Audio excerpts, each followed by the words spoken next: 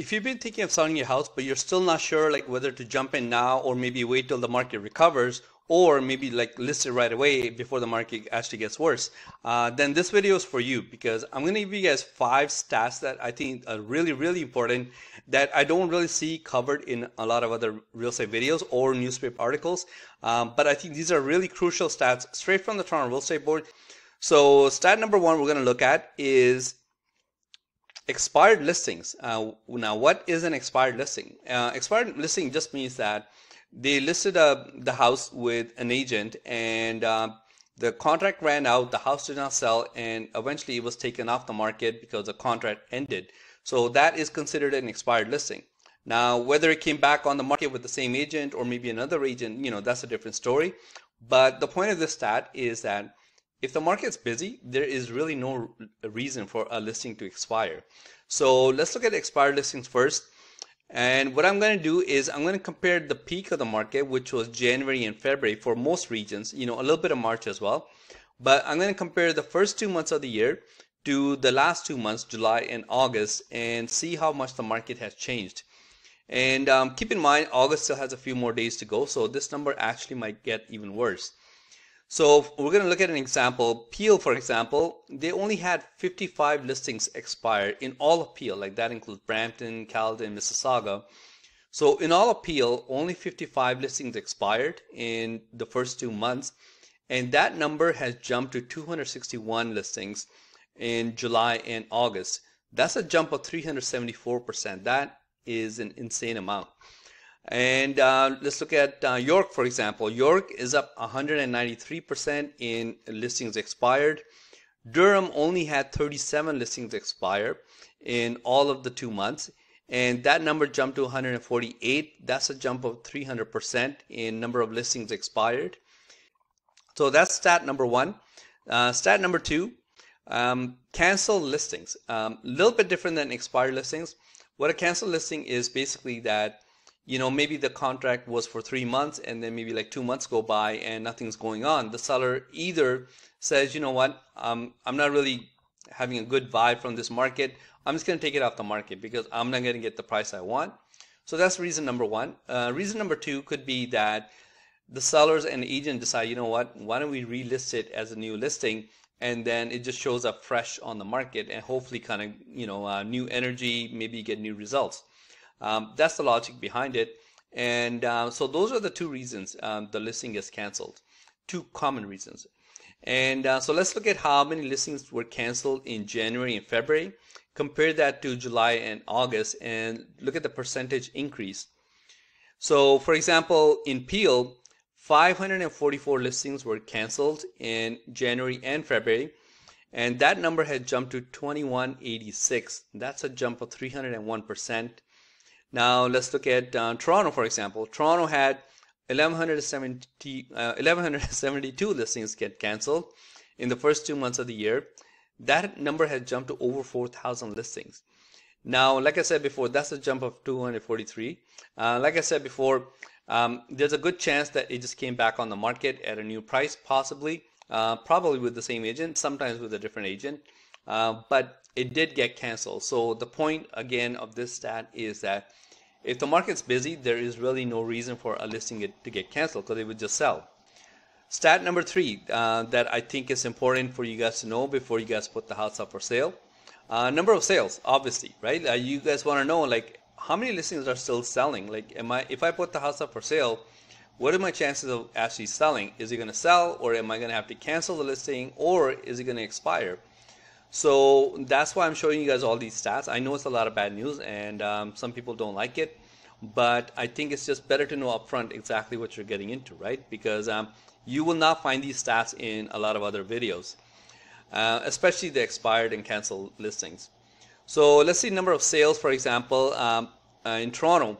Toronto almost had 5,500 homes sell, and that is dropped to about 3,000 in July and August. As I mentioned before, August still has a few more days to go, so this might go up slightly. And right now for Toronto, the market is down 45% if you just look at number of sales. Not prices, but number of sales. And Durham is down 27%. Peel is down 48%. Peel, I notice in a lot of the categories seems to be hurting the most. Halton is down about 33%, and they're selling like less than 1,000 homes in all of July and August. Okay, stat number 4, I think that's important to know, is how many listings are selling over asking price. I've covered this in my previous video. Like, listing prices are not an exact science. You know, like sometimes there's no rule that says that you have to list your house at market value. A lot of the times listings are priced intentionally below market value to generate a bidding war. Now, I'm not saying whether it's right or wrong. You know, it's a free market. The sellers and their agent can do whatever they like. That's not my place to say. I'm just going to tell you exactly what happened. So in January and February, this is how many listings were selling over asking price. Look at Durham over here. Almost every single listing that came up sold over asking. 92% of listings sold over asking in January and February. Compare that to July and August, it's down to 35%, which is still pretty good. I mean, 3 out of 10 listings selling over asking, that's still pretty good considering what's going on in the market. If you look at Peel, they were selling 90% of the listings were selling over asking. At the peak of the market, that has dropped to 19%. So that also kind of gives you an indication which way the market is going and how fast it's going there.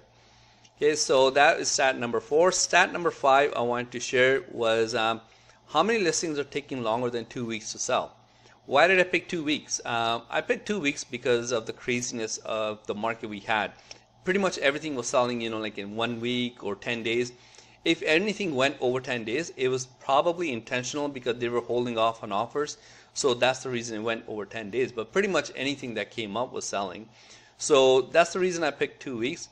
In a normal market, taking longer than 2 weeks is nothing special.